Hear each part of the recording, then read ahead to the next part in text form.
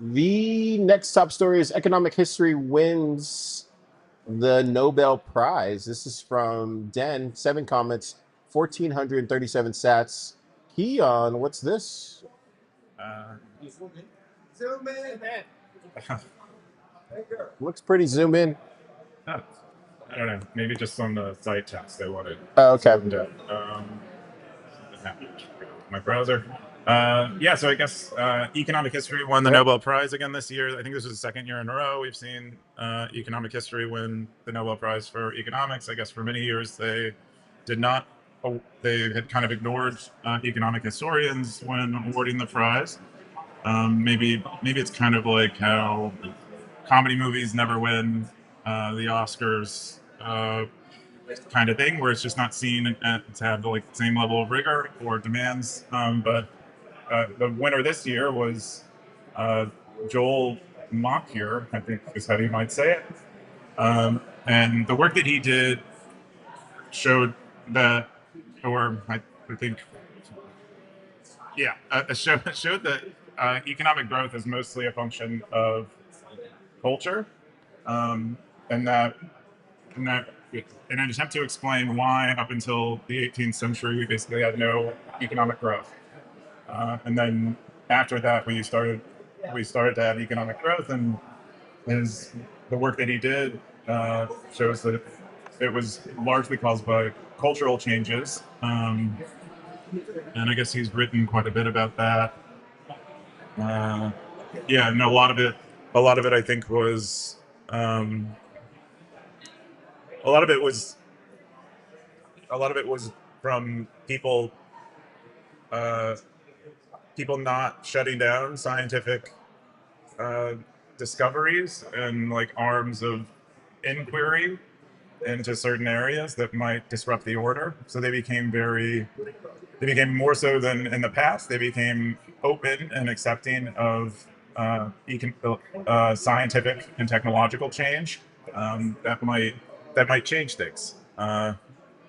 And that's kind of an interesting insight. Like maybe as a society we can grow more just by being more open to um, letting new technology destroy the old technology.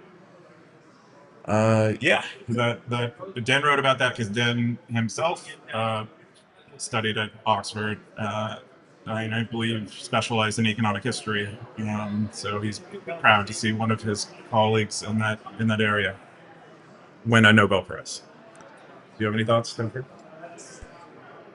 I don't know anything about this gentleman and his work. Dude, he gets $11 million.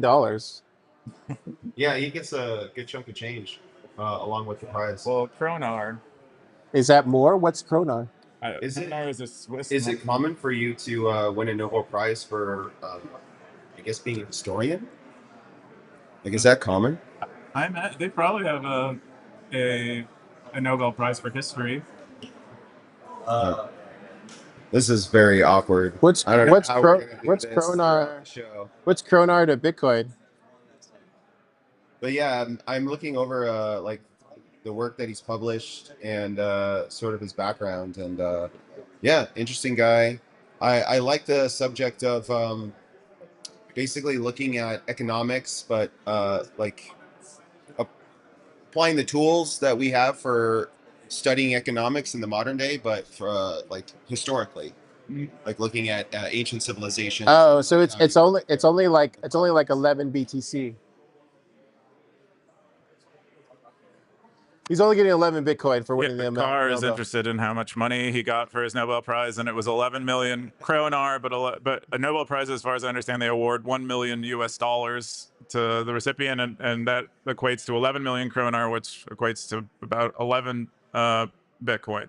So Bitcoin core devs are getting more than that. So yeah, we're safe. So if you can do the conversion, one Bitcoin is equal to 1 million kronar.